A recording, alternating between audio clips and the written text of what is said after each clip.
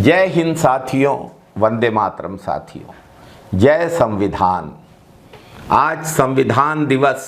आज ही के दिन 1949 में संविधान का निर्माण पूर्ण हुआ था, जिसे 26 जनवरी 1950 गणतंत्र दिवस के दिन लागू किया गया था।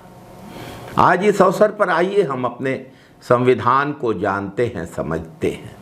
आज हम सब भारत के जिस संविधान पर गौरव का अनुभव करते हैं, उसके निर्माण में डॉक्टर बाबा साहब भीमराव अंबेडकर ने अहम भूमिका निभाई। डॉक्टर बाबा साहब भीमराव अंबेडकर के कुशल नेतृत्व और विचारों की अमिट छाप हमारे संविधान में है। बाबा साहब अंबेडकर ने संविधान बनाते समय यह सुनिश्चित किया कि समाज की अंतिम पंक्ति में भी बैठा हुआ हर व्यक्ति देश के विकास में अपना योगदान दे सके।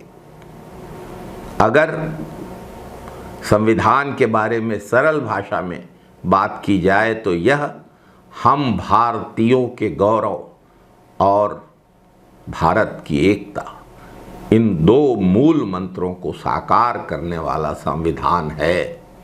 भारत का संविधान सिर्फ एक कानूनी दस्तावेज नहीं, बल्कि यह भारत के नागरिकों के अधिकारों, कर्तव्यों और जिन लोकतांत्रिक मूल्यों पर भारत चलता है, उनका दस्तावेज है।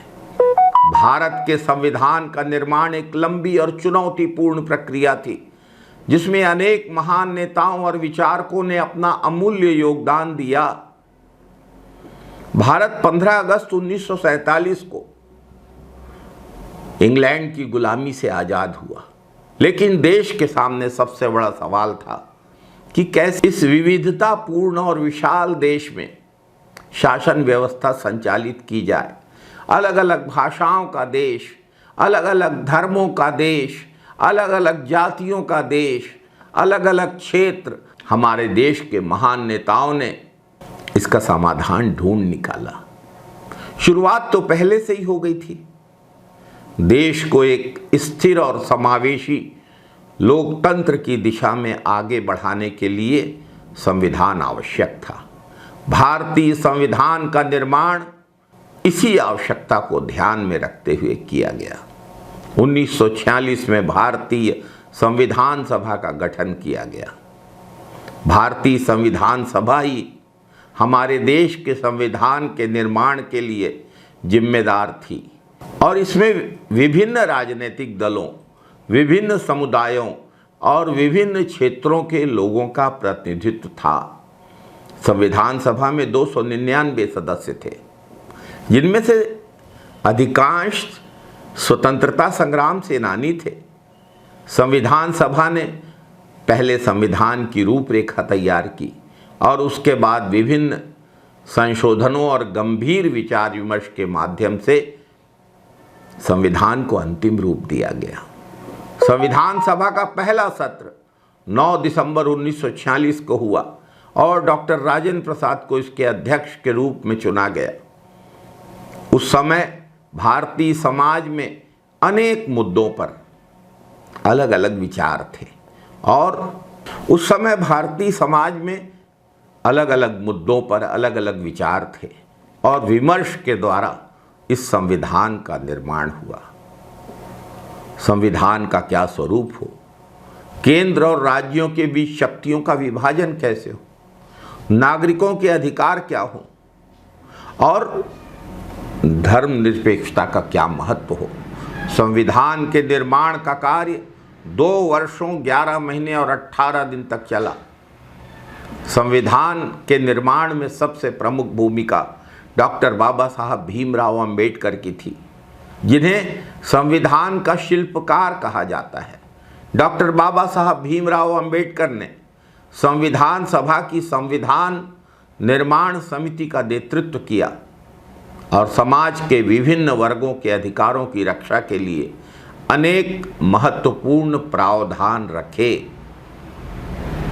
डॉक्टर बाबा साहब अंबेडकर ने विशेष रूप से अनुसूचित जाति, जनजाति, महिलाओं और समाज के कमजोर वर्गों के अधिकारों की सुरक्षा पर जोर दिया।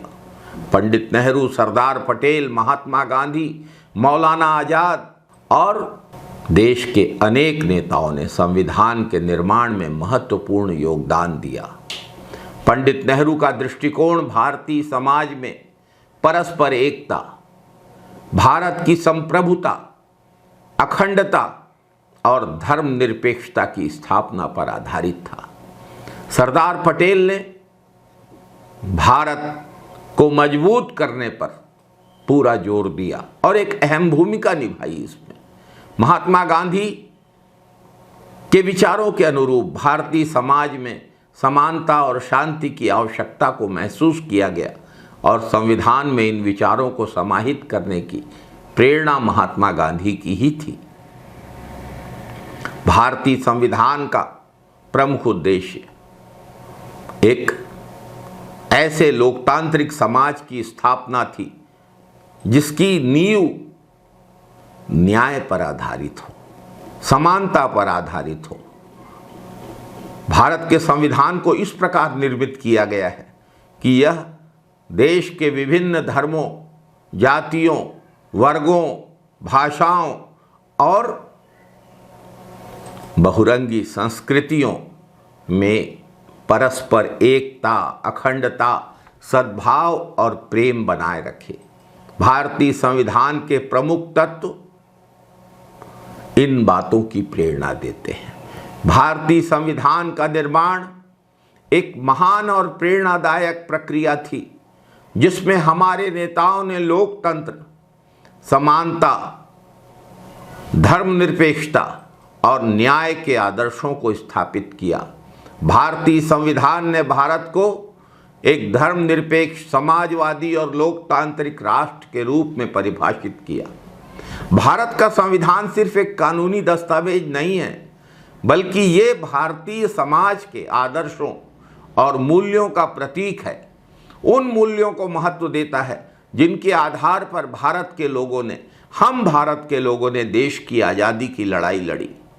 संविधान के निर्माण में भाग लेने वाले नेताओं का योगदान हमेशा याद किया जाएगा, क्योंकि उनके सामूहिक प्रयासों ने भारत को एक समृद्ध, शांतिपूर्ण और समावेशी देश बनने की दिशा में आगे बढ़ने की शक्ति प्रदान की।